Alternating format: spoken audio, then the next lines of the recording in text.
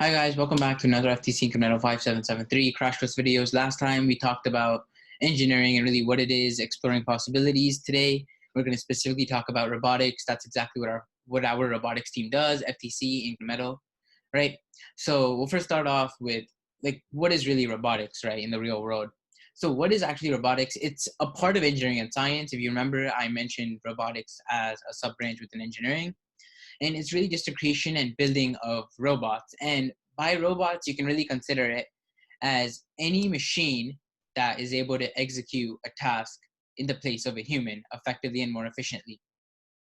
And we'll come towards how it's useful and how it's around us later. And this can also be done through computer programming too. Building a product is just the designing process. However, there needs to be code to actually fully automate this machine. And this involves design, construction, operation, and understanding the use of robots. And now we'll get to where we can really see it, applications, right? So robots have various uses: healthcare, manufacturing, environmental exploration, research, home care, and so many other areas. Really, just when you look around, you'll see a lot of other possibilities. We'll first start off with healthcare. So in healthcare, robots have many different jobs, right? Some examples are just surgical robots. They allow for faster, more thorough, and more precise operations to occur, right? Ensuring the safety of the patient during the process.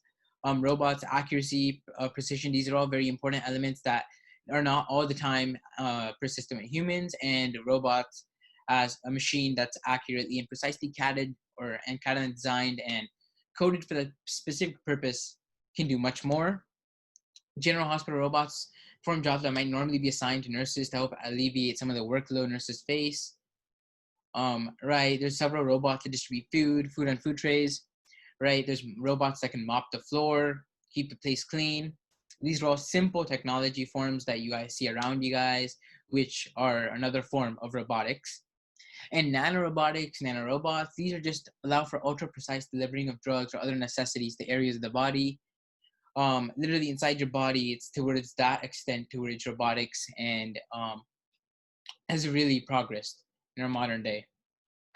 In terms of manufacturing, by far, I think first thing when we talk about robotics, the first thing that comes to your mind is really what is robotics. So robotics in manufacturing actually can come from the form of large mechanical arms, right? When manufacturing cars, you guys see a lot of that assembly line. There's always these robot arms doing the jobs included there too to maximize and make most efficient the process, right? This is normally repetitive, high accuracy work, and that's essentially the function of assembly line. As you guys can already see in the picture over here, we have an assembly line where there's one robot arm, another robot arm that opens it, another robot arm that closes the lid, packages, right? There's so many various tasks, especially repetitive tasks that robots can do much faster than humans on a consistent basis, which allows maximum efficiency for businesses, right? If you take a business with a human employee who works maybe 12 hours a day versus a robot that can be working 24 hours a day, there's a huge profit that would come in for the business. And especially for that cases, robots are really used for these processes that can really be automated in this growing world. And that leads to quick automation of product creation.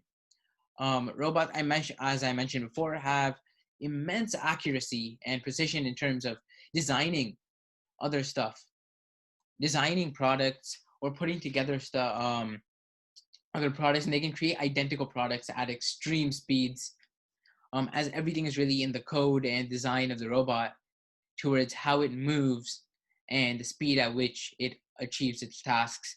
And its assistant intricate tasks that can hold objects, has a range of motion, it can move them in.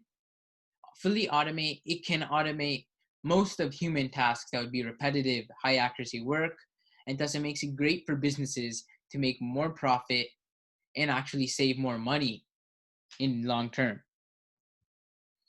And home care.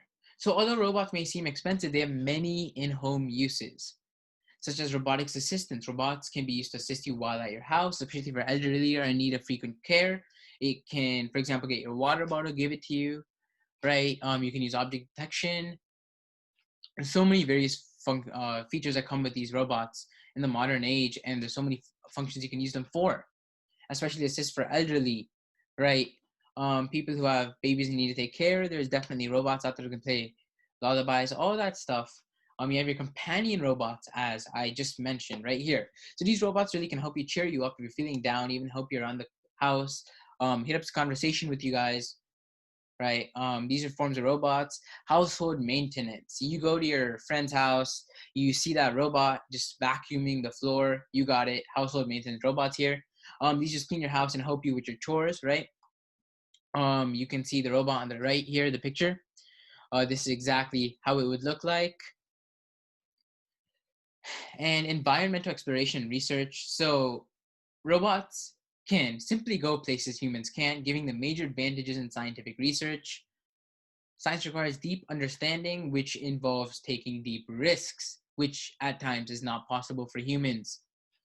Space is a perfect example of this. Humans are understandingly limited in space by a lack of oxygen, time, investment, support, and how robots face no such obstruction and can easily venture where no man can, making discoveries much more feasible. Additional features. On the ISS robot, the robot works alongside humans to assist them in the tasks. It even has a giant robot arm that was originally used to assemble it. In the ocean, underwater exploration, just as robots, just as people have to hold their breaths, robots, you can design it so that's not the case. Underwater robots have the ability to venture deep into our oceans, right? We can't do that. We can't go as deep as they can, which gives them access to unknown areas of sea life, rocks, barriers, and the ability to observe life in such areas and report them to the humankind. So thank you all. I hope you guys enjoyed the video. Please be waiting for the next one. Thank you. See you in the next one.